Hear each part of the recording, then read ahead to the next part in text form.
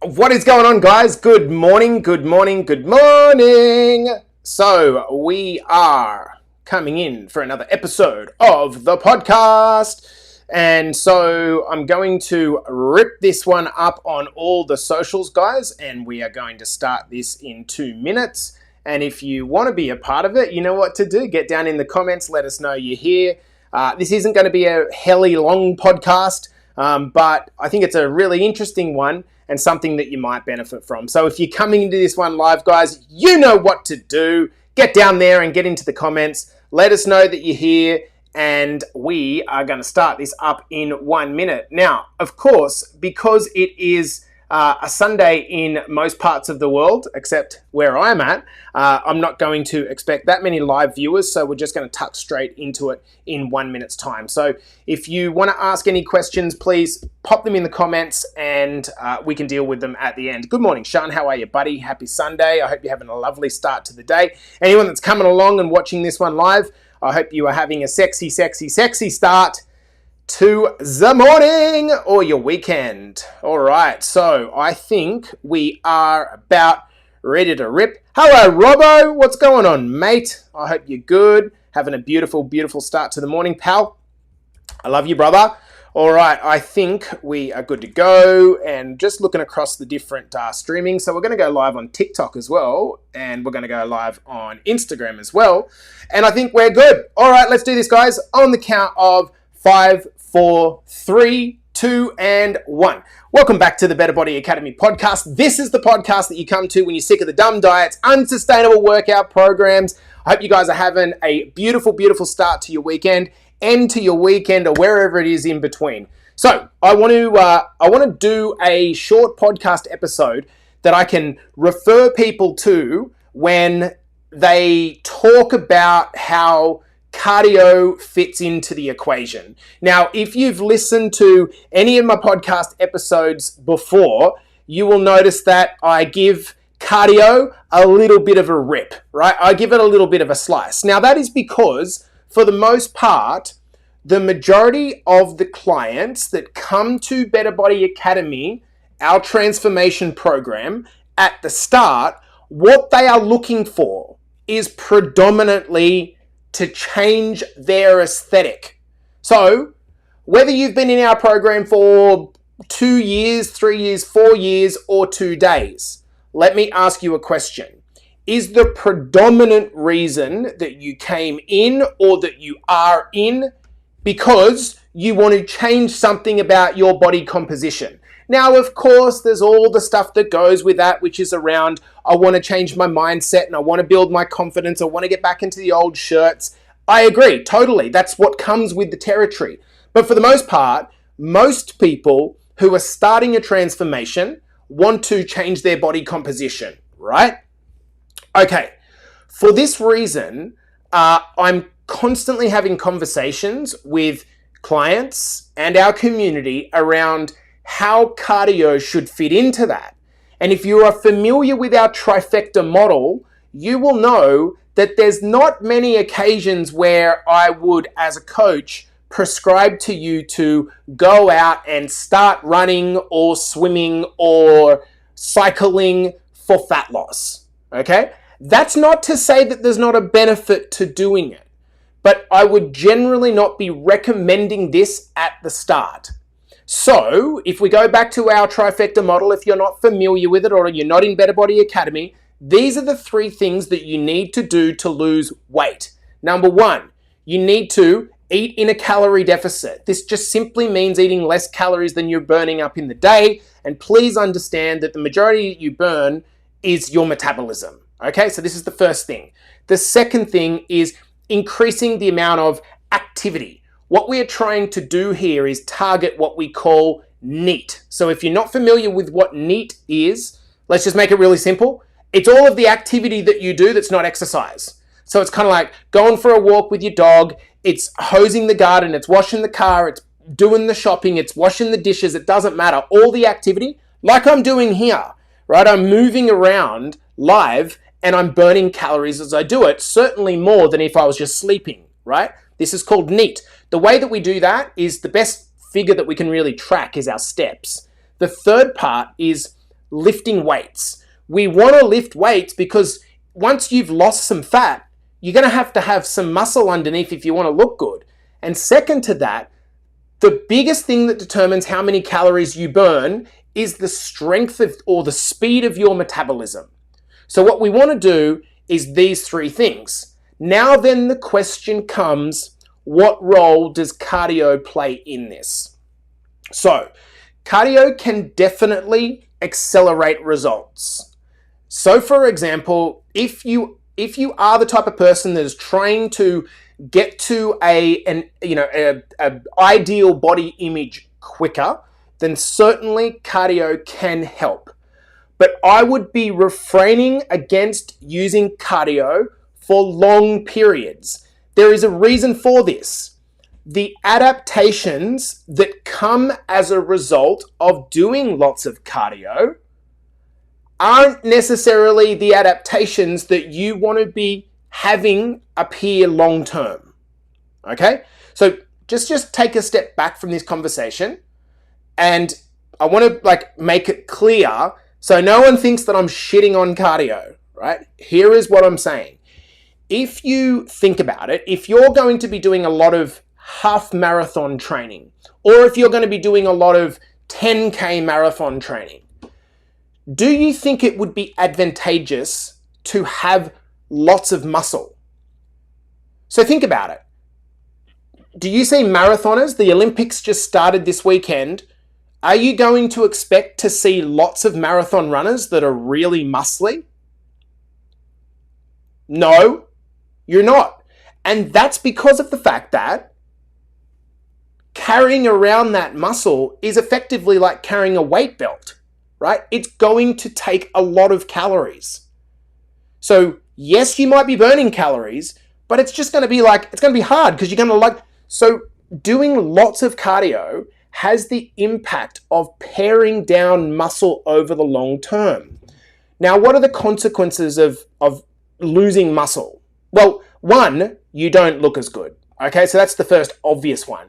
But the second one that I think a lot of people don't get is that when you lose muscle, and this doesn't mean that you're trained to get bulky. I'm just saying when you accelerate muscle loss, you're accelerating a decrease in your metabolism, which means that you're burning less calories when you're doing nothing, which becomes a problem because whilst you are burning calories while doing the cardio itself, when you stop doing the cardio, and if you don't do it every day, and you've got less muscle as a consequence, what actually ends up happening is for the rest of your life that you're walking around and just being a human, you burn less calories because your metabolism has slowed down.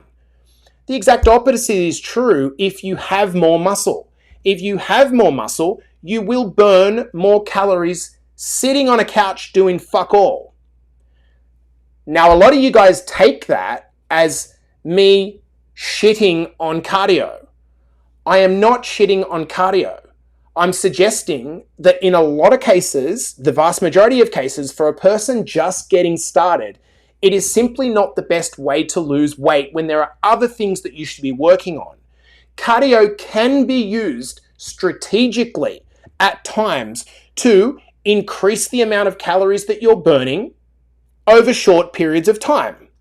Okay, now let's have a conversation where we step back from this and ask a much more important question. So I had a conversation with one of my favorite all-time clients this morning. His name's Kev. You guys in Better Body Academy know who Kev is. So basically, Kev for a long time, I don't think he'd mind me talking about it. Kev for a long time, Kev's lost over 30 kilograms, phenomenal effort. And one of the things that he said this morning is he's just loving his running. And so he's also got a running coach who's 67 years old and is doing sub 5 hour marathons, right? And Kev would like to do that. So he's set some goals around it. And then he said, I hope that's cool with you. And I was like, dude, that's fucking awesome. How cool is that? You're setting yourself a challenge and doing something different. And I said, amazing, bro. as long as you understand that there are aesthetic consequences to this. And the reason I said that to Kev is because Kev and I have had this looping conversation over a very long period of time around the ability to lose fat and keep it off at the same time that you want to run really, really fast in a marathon, improving performance, in other words. We've had this like constant ongoing conversation. And so Kev come back and said, well, I don't really know what that even means. As in, like, what are the aesthetic consequences? And I said, well, just expect that for you to be able to perform really, really well in marathoning and half marathoning, right, you're not necessarily going to look your best. To which Kev retorted, there's plenty of hybrids out there. Okay, this is a really great conversation. So if you're with me, let me know in the comments. There's plenty of hybrids out there. Now, I'm not deep in running. I've done a marathon. Nick Bare is a person, if you know Nick Bare, he's a person that I think is fucking cool as. Okay? He's a hybrid. And then what happened was Kev quoted Nick Friend, Terry Holden, and Clint Guyett, 3 of our best fucking members in Better Body Academy, and said that they are able to look good and still be able to run. In the case of the latter 2, ultra marathons, like crazy, right? Like 50 kilometer runs. And he is absolutely right. They do look great. But this is the point that I want to make. And if you ask Nick Friend, Terry Holden, and Clint Guyett this question, I would be very surprised if they would disagree with me. If they quit running, they would look better. If they quit running, they would look better. But here's the point. They're not running to look good. They lost 30 kilograms each and started running as a consequence of the fact that they'd lost the weight. Does this make sense? They started running because they become free of body fat, and now they have freedom, the ability to actually go and do more performance stuff. So I want you to think of health in 3 terms, but before I move off that, I just want to make one more point about Nick Bare, okay? Who's fucking amazing. These hybrid athletes, just to be, like, I don't mean to be rude in any way, but most of you listening to this podcast, like me, are not athletes, right? You're not being sponsored to go and run or cycle or do marathons. You don't get free supplements. You don't get free physiotherapy, massage, mobility training, etc. If you're someone like Nick Bare, you have an entire fucking team that is dedicated to your performance. And you get paid for it, right? If you're a 50-year-old guy or a 40-year-old girl or whatever, and you're trying to work and fit in everything in your life, including being a parent and doing all the different things that you want to do and look good and live longer, it's really difficult to do everything at once. And this is the key point. So I want you to think of health in 3 realms. This helps me to understand it. The 3 realms are performance, aesthetic, and longevity or quality of life. Okay? Performance. Now, performance would include athletic performance. It would include running performance. It would include lifting performance, as in powerlifting versus lifting for looking good, right? So that's performance. Aesthetic would generally mean losing weight, firstly, but then maintaining a good level of body fat compared to your lean tissue. So the primary goal is looking good and feeling good. And then the final one is longevity, which means living longer and having a good quality of life. So they're the 3 realms. So if you have these 3 realms and you take the 2 parameters of nutrition and training and you try to work out how to fit them into those 3 realms, You have to understand that there is always a payoff to one style. And I'll go through what I mean by this. So let's say that your primary goal is performance. To run faster, run longer, lift stronger. They're really the three things that I think of. Run faster, run longer, lift stronger, or lift heavier. In order to do those things, you need to be, generally speaking, in a calorie surplus. The reason is if you are trying to run a marathon or a 10K, or you're trying to run a half marathon, or you're trying to do PBs in the gym, trying to do that in a calorie deficit is near on impossible. Okay? Why? Because a calorie deficit means you are running out of petrol. Let's also think about the nutrients or the macros that need to be prioritized. If you are doing lots of long distance running, the primary fuel that you're going to be burning is carbohydrate and body fat. You naturally, if you want to be building muscle, you've got a different setup. You really want to be making sure your protein intake is high enough. So just in and of itself there, the type of nutrition that you're going to feed yourself for performance is going to be very different to the type of training the type of nutrition that you're going to be giving yourself for aesthetic and for longevity. So let's talk about aesthetic, okay? Most of us want to lose some weight and maintain some muscle. So with that being the case, the thing that you're going to need to do is probably be in a mild calorie deficit, and at the same time, making sure you're hitting a substantial amount of protein so you feel full and you're preserving your muscle mass. But let's talk about longevity. Most of the longevity studies actually suggest that eating quite low amounts of calories is what you need to do. The longest living people in the world are the ones, generally speaking, and I don't mean deprivation as in like African countries, but under eating calories is associated with longevity, right? So if you're trying to live a long life, perform, and look your best all at the one time, that's really hard to do because you might want to do lots of running and run long distances, but lose weight at the same time. One requires a calorie deficit, one requires a calorie surplus for optimum performance. So if you choose to run long distances in a calorie deficit, it's not that you can't run it, it's that your performance will be impacted by the fact that you're running out of petrol. That's just common sense, right?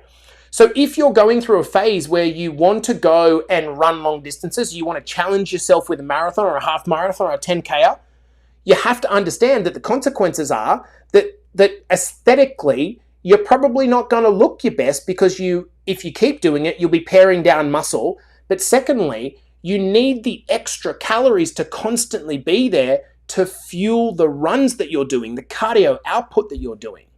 Let's also talk about the style of training.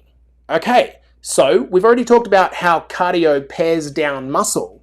So if you're wanting to absolutely look your best, well, the best way to do that is to lower your body fat percentage, right? However, if you're trying to get strong as fuck and that's the thing you care about, do you see power lifters that are they the best physiqued guys? No, they're not, because they're not training for that adaptation, right? Let's say we're talking about quality of life. You want to live the longest. Well, in that case, you do want a good amount of muscle, but not a steroid amount of muscle. You do want good cardiovascular health, however, not to the level that constant marathon and endurance training does. Actually, most marathoners and endurance trainers live less long than average healthy people, right? Because of the strain that their heart and resistance and cardiorespiratory system is under. So trying to balance all of these things is really, really difficult and challenging. So what do you do about it, right? If you want it all, what do you do about it? Okay, so that is a great question. Number one, you have to understand that there's always going to be a payoff to whatever you are wanting to do. So if, for example, you are wanting to do a cut, so you cut some body fat, you have to understand that in the gym, you're not going to be as strong. It's just not going to happen, right? If you want to train to be really, really strong, you have to understand that aesthetically, you're probably not going to look as muscular as you might want because you're training for a different adaptation. So, number one is to be aware of this. And number two is to consider phasing your approach. So what this means is that if you're at a point where you've lost 30 kilograms and you think to yourself, I didn't even fucking think this was possible, then what you go and do is think, well, why don't I turn my attention to performance? And then you might do, as many of our clients have done, go and put your mind for 6 months, say, 12 months to a 10K run, a half marathon, a marathon, an ultra marathon, and go all in on that. But do it understanding that there's a payoff. To fuel that type of training, number one, you're going to have to train like that. And number two, there are going to be consequences to your aesthetic in doing that.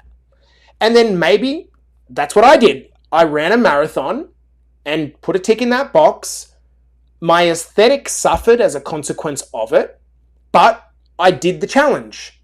Then I moved to the next challenge, which was to work on my aesthetic. Now, one of the things that I personally really want to work on is my mobility. My mobility is not great for a personal trainer. And the reason for it is because I haven't trained that adaptation. I would really like, from a quality of life perspective, to work on my mobility. But if I'm spending a lot of time doing mobility work, that might be at a consequence of aesthetic and, for that matter, performance.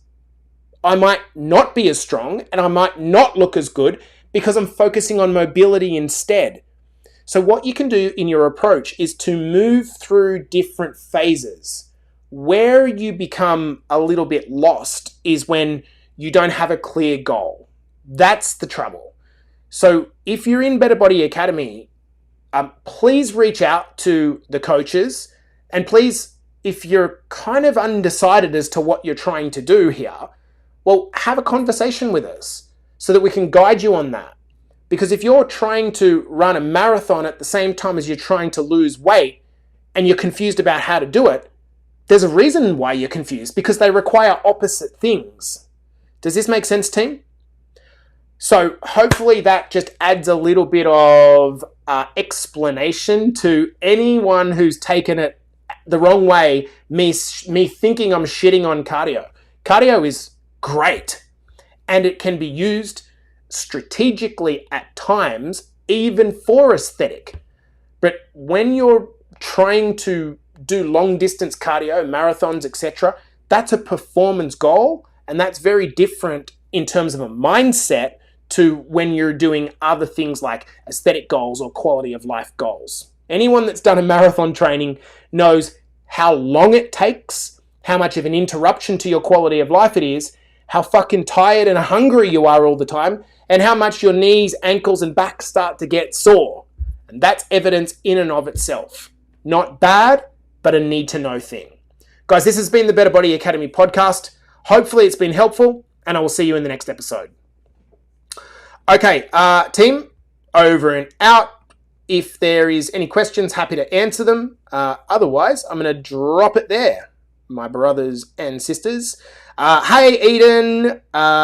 This is exactly what I needed to hear. I'm in that phase of moving from weight loss to performance. This makes so much sense. Good. Well, if one person is clicked for them, perfect. And I think it's really, really important, Eden. The biggest problem that people have is when expectation doesn't meet reality, right? So as a result, if before hearing this podcast, Eden, maybe what happened was you kind of had this expectation that I can look my best, perform my best, feel good all the time.